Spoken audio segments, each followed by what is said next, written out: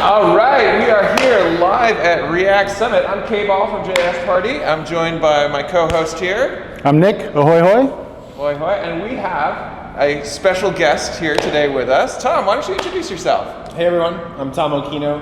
I was a part of the founding team of React at Facebook, now Meta, and these days I'm the Chief Product Officer at Vercel.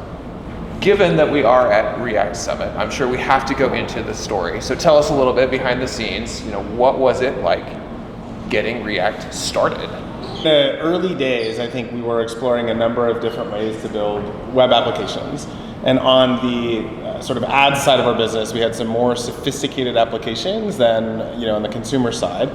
And the way that we were kind of building those at the time was the same way that everybody was building web apps, was sort of a client-side MVC. It was not dissimilar to something like Backbone or Ember or Angular at the time. And an engineer came along and he's like, look, this code is very hard to maintain. As our team grows, we're moving very slowly. Nobody wants to touch that 1,000-line model over there. Only 2 people can touch that. And so he thought there was a better way. He was inspired by a bunch of things that we had already been doing in other parts of the business. But from that, a prototype of an early version of what would eventually become React was born. At the time, I think we didn't have the right home in the company inside of the ads business to sort of incubate that type of new technology. So Jordan came over and talked to some of us on the product infrastructure team, where we built frameworks and technologies that enabled other developers to be more efficient and build higher quality stuff. We gave it 5 minutes. We tried to build some things with it. We knew there was something important there.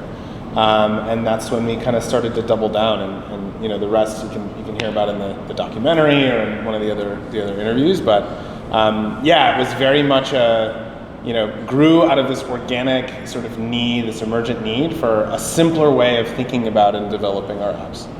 So I'm curious, in ads before that, were you using something that's familiar, or was it more like an in-house solution? I'm just curious, what drove the need to React?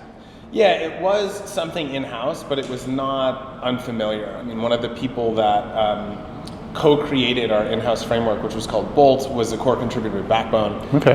We also had folks from the sort of Dojo mobile team. We were very much in the soup of the JavaScript ecosystem at the time.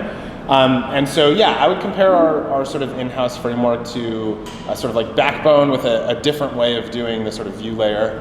And it was good, very good. And we used it for a very long time. And it wasn't until our team started to get bigger and our app started to get sort of pathologically complex that we started to need a simpler model, no pun intended.